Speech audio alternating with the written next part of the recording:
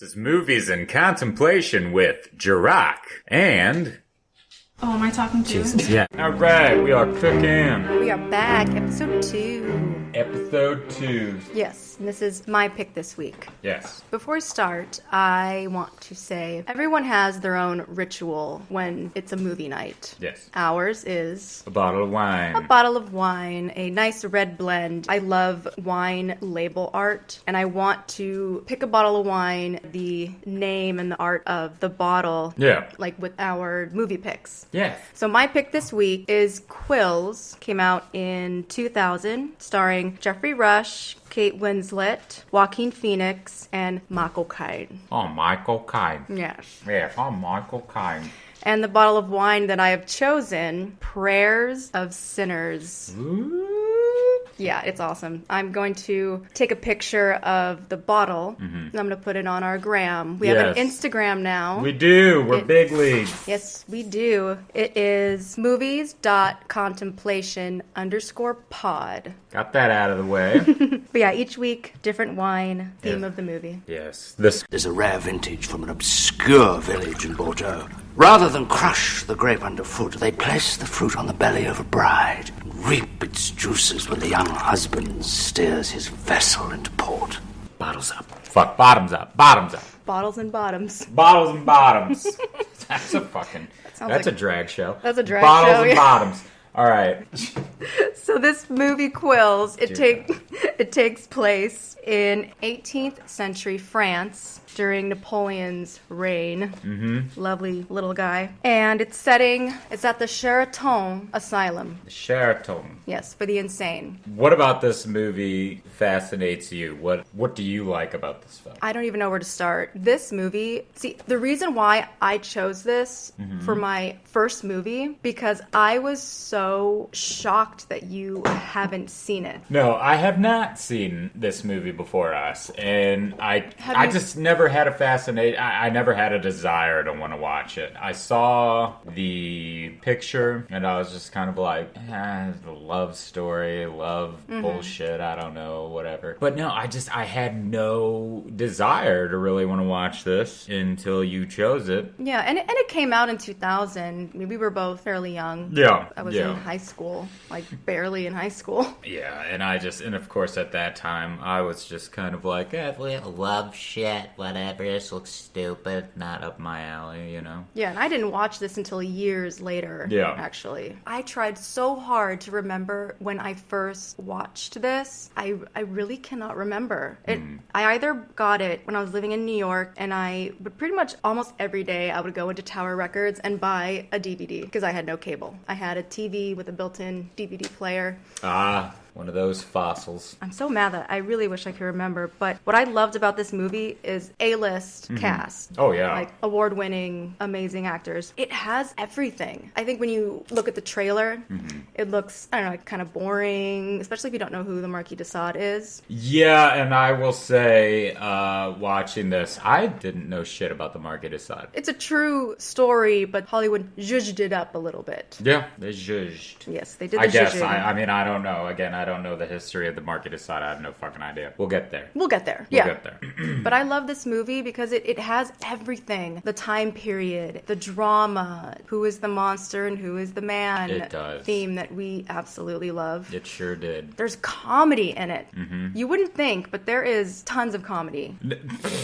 Well, Yeah. okay. This shit did have me rolling on the floor at a lot of moments. And this, to me, is Geoffrey Rush's best role. I know there's plenty to choose from, but... He's just an amazing actor. I mean, that's Yeah. all there is to it. He can be drama, he could be comedic, he could be whatever. He's just fucking gifted. So, let's jump in. The beginning of the movie, for me, it was very slow. I guess because I was just not knowing what the hell was going on. Right. But we open up with an execution. And the Marquis de Sade, Geoffrey Rush, he is talking about a Mademoiselle Renard. He was narrating. Yeah. So my question was, okay, does he know this woman about to be executed, or is he just watching the scene and making up one of his stories like he was kind of doing throughout the movie? So that had me going, okay, so he's talking about her being a lover, being this temptress, and she meets a guy who is more of a match for her, and then you see fucking Thelonious from Shrek just fly up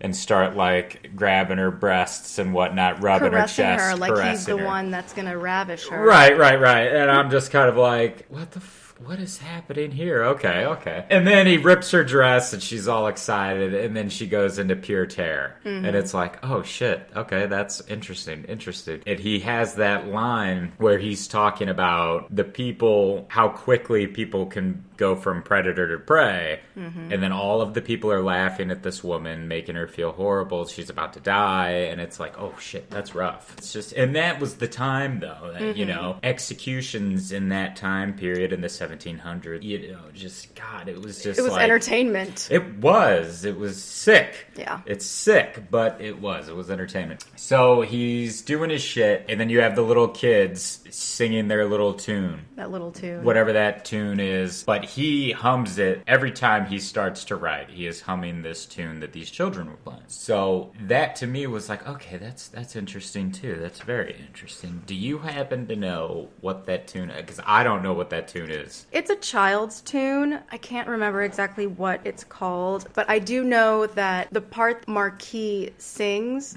the lyric is translated to "a quill for me to write," or somewhere along that. So it's the name of the movie and Quills. Marquis' expertise, which is to write. Yeah. If you don't know who the Marquis de Sade is, I don't want to get into full detail because I actually did go back and learn a lot about him. Oh, spoilers, by the way. Fuck. What? Sorry. Oh, I was saying that there's spoilers. Oh, well, yes, we will obviously, be. Obviously, this is a spoiler podcast. This movie was in 2000, so. Yeah, if you haven't seen it now, you're out of luck. But I hope this makes you want to see it. Yes, yeah. Absolutely. The Marquis de Sade, he was put into an insane asylum. He did something horrible to a prostitute. He mutilated her, poured hot wax, just completely violated her. The Marquis, he had money. Mm-hmm. I believe it was mainly his wife's mother who had all the money. And it was because of her that he went to prison, but he ended up going to an insane asylum. Because of the wife's mother or the wife? Both. Well, see, here's the difference between the movie and IRL, yeah. So that's why he gives them such horrible ends in a way. Yeah. Holy shit. Yes. Interesting. Because the de Sade, he wrote pornographic novels. Yeah. Mm-hmm. And it really is a lot of, even today's time, it's some pretty messed up stuff. Mm-hmm. I believe that there's more to his writing. Yes, a lot of it is very horrific and pornographic, whatever. But I'm, like some of the characters in this movie, believe that there's such more to his novels than just his words. Like society, church, whatever, like they were so obsessed with the words because he was saying these horrible things that, oh, people should not be hearing now. They're gonna stray from God, or they're gonna become these horrible sex creatures that are gonna just ruin the world or something. I don't know. That's why I love this movie and Geoffrey Rush's character, because he's more than the words. Exactly. Yeah. So we wind up in the asylum, like you were saying earlier. So we were in jail first. Is that what the yes. In that point, in that scene, that was jail. So then we wind up at the asylum a couple years later. Yeah, and we have Madeline. That's Kate Winslet's character. Kate Winslet, Madeline. So she is like essentially you. She's a big fan of his shit. Yes. And she sneaks his stuff through his linens. Yes, she's a laundry lass. Laundry maid. Yeah. Linens, please. So she takes his linens and she gives off the books. She gives the books off to like the black market or whoever a guy rides in. She gives him the books and then they publish them. Napoleon gets word of this published shit, and like you were saying about the church, the kingdom, nobody likes his shit, upper class. Everybody is appalled, and so he demands them all to be taken and burned. Yes. So he wants them all burned, but he wants to kill the Marquis de Sade. Yes. And his advisors tell him, no, don't do that because you're going to make a martyr of him. Yes. You don't want to do that. Then his books are really going to be popular, so let's not do that. Yeah. I think a funny thing, because with Napoleon, of course, they call it the Napoleon. Such cute shoes. So those adorable little golden ballet shoes. Adorable. Oh my God. He's adorable. I know. Little petite. But I am king. I am the one. I am. His advisor was really smart because he said, how good would it look for you to be the one that rehabilitated the Marquis? Yeah. You will be looked upon as a god. Yeah. In a sense, because he did have that kind of god complex too. The advisor fed his ego. He goes, okay, what do you suggest? And the advisor suggests Michael Caine's character, who is a doctor. He's a man of science.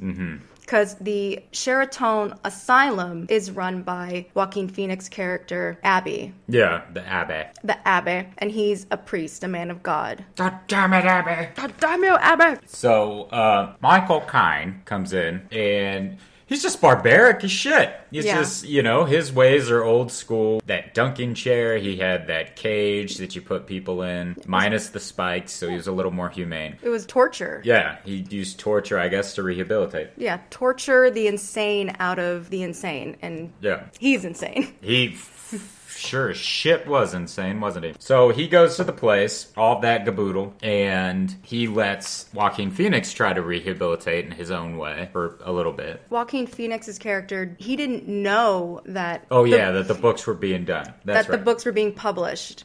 He allowed the Marquis to write his stories because he thought it was good to get his horrible thoughts on paper. Like, that was his type of therapy, was to find healthy ways to have the patients act on their issues. Like the pyro, he would paint fire instead of putting light fires. Yeah. God, and that character, the pyro, shit, was he my favorite? He was funny. He was so fucking funny. That one. We'll get to him. We'll get to him. We will get to him. But yeah, Abbe has no idea that the books were being published. Yeah. So he felt kind of stupid. He allows, he has no choice, but Michael Caine, he's pretty much just going to be there to watch how Abby runs the asylum and sees if it's working, because obviously right now it's not, according to Napoleon and Michael Caine. But yes, Michael Caine's going to be around, so he decides, apparently he purchased a wife from a convent. Yeah. There was they didn't really tell us when it happened or why, but the nun was like, oh, you're a little early. I've come for my bride. Yeah. Well, she was underage. And then he takes her home. Well, obviously they buy that mansion that was apparently owned by a psychopath governor or whatever the hell. And his wife was murdered because she was trying to use it. Probably, obviously, same fucking scenario. Foreshadowing. Exactly. What was going on. So, same thing. Woman married against her will, probably underage as well, tries to escape and just gets fucking kebabbed by a bunch of bayonets. And her blood is still on the stairs. On the walls, too. On the walls everywhere. Fucking goddamn... Jackson Pollock painting. Whatever the hell. Yeah. Whoever the hell. But Michael Caine, he's not fazed. He's like, I have no interest in the past. I only look to the future. Yeah, let's some salt and lime. Bring it right up. So... she is in her bed, and he keeps her as a prisoner. She's his little bird in a gilded cage. Yeah, he hires a young architect to style the house however his new wife sees fit, except make sure that her room, lock it from the outside, and that her windows have bars. So she can't get out. She's got to stay in her room at all times. Yes, he can lock her in whenever he wants. She's a rare bird, and he intends to keep her caged. She grew up in a convent, so she really... So he sneaks in to her bed, and I guess it's their wedding night. Their wedding night, whatever. Oh, let me go back real quick. Okay. So when he picks her up, this was funny to me. This was very funny to me. When he picks her up, okay, she brings that big Mary statue. The Virgin Mary statue. The Virgin Mary statue. And she's going to put it in the carriage with her. He picks it up by the neck, and he just hands it like 2-week-old and dirty socks or something. And he just hands it to his man servant. And he's just like, get rid of these, Harold. Yes, and he puts it in the bag. That was... again, really interesting to me because the nuns even said it. We got a God-fearing man here in front of nuns, and he just picked up the Virgin Mary like she was just disgusting and didn't want anything to do with it. So there you go, right there. Like, perfect example of at the time and even probably today. So, and that's what's really interesting. He's in bed, and he pretty much rapes her. Yeah, pretty much. He pretty much rapes her. So she's just laying there taking it. looking at Mary, probably praying. And I'm just, the whole time he was doing that, I'm just, in my head, I'm just going, she was only 16 years old. She was only 16 years old. She was only 16. Oh my God.